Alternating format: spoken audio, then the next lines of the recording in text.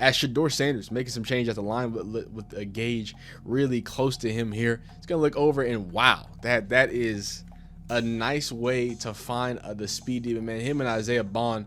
They went into this thinking it was going to go to Deshaun Watson, and now Shedeur, in the past, whatever amount of time you want to put out there, has shown them this needs to be a competition. He has forced his way into this being an actual battle between the two of them.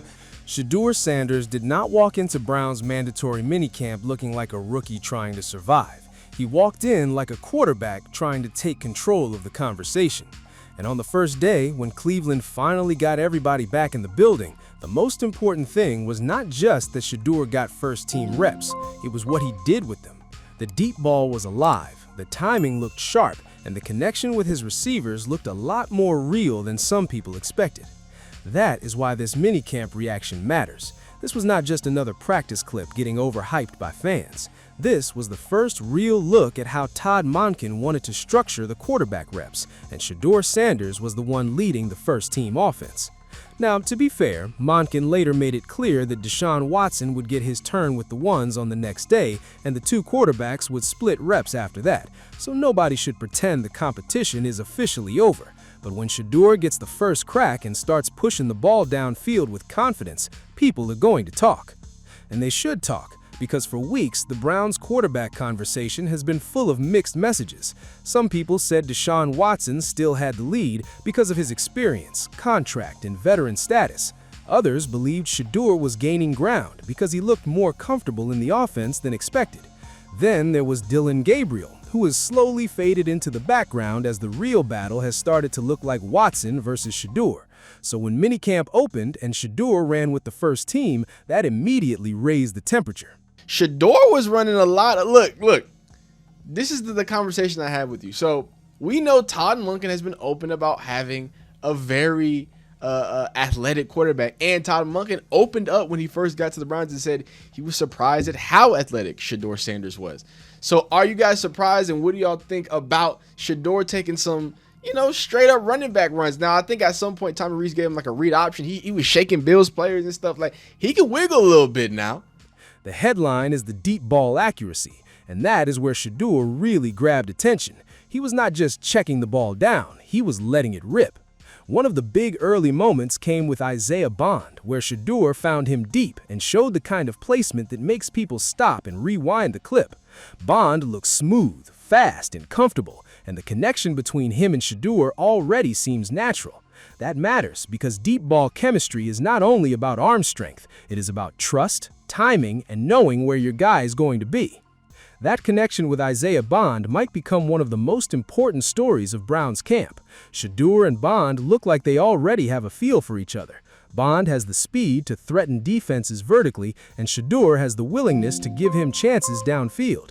You can tell Shedeur is not afraid to throw his receiver open, and that is a quality Cleveland has badly needed. Too often, Browns fans have watched quarterbacks hesitate, hold the ball, or miss opportunities. Shedeur looked like he wanted to attack. But it was not only Bond. Shedeur also pushed the ball to Casey Concepcion on a play that showed both confidence and touch. The catch was impressive, even though it was reportedly called offensive pass interference. Whether you agree with the call or not, the throw itself gave people something to discuss. It was another example of Shedeur trusting his receiver to make a play in space. That kind of aggressiveness matters because the Browns need explosive plays. They cannot build an offense around fear. I feel like the past week and a half has been really good for Shedeur. I thought Monken slipped up in a certain way today in saying Shedeur and having that pause in naming him first and then going to Deshaun second and trying to make it seem as if like they're both playing great football. Like, no, my read on it is pretty simple. Then came the deep ball to Denzel Boston, and that one may have been the most interesting of all. Some people looked at the play and wanted to criticize the arc or say the ball could have come out earlier. And maybe there is some truth there. On deep throws, timing is everything. If a quarterback releases it earlier, the receiver may not have to slow down or adjust as much. But the other side of that is ball placement. And Shedeur put the ball where his guy had a chance. That is what good quarterbacks do. Not every deep ball has to be a laser. Sometimes it is about dropping it into the right window. Here's the part nobody's talking about. Shedeur Sanders does not need a Justin Herbert arm to be dangerous deep. He needs enough arm, good timing, and elite placement. That is the difference. People get so caught up in raw arm strength that they forget quarterbacking is not a throwing contest.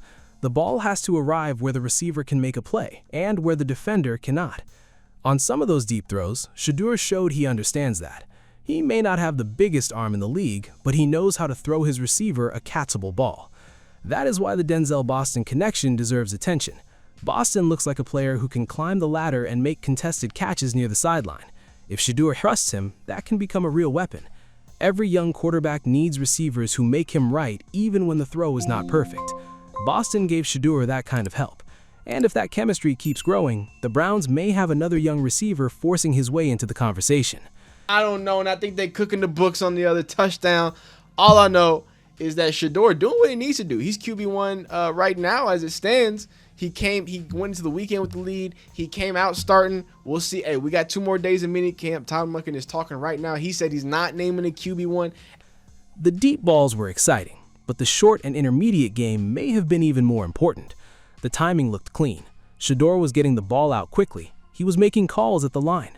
He was showing command before the snap. That matters because one of the biggest questions around him has always been how fast he can process an NFL offense. If he is already identifying things, adjusting looks, and getting the ball out on rhythm, that is a major sign.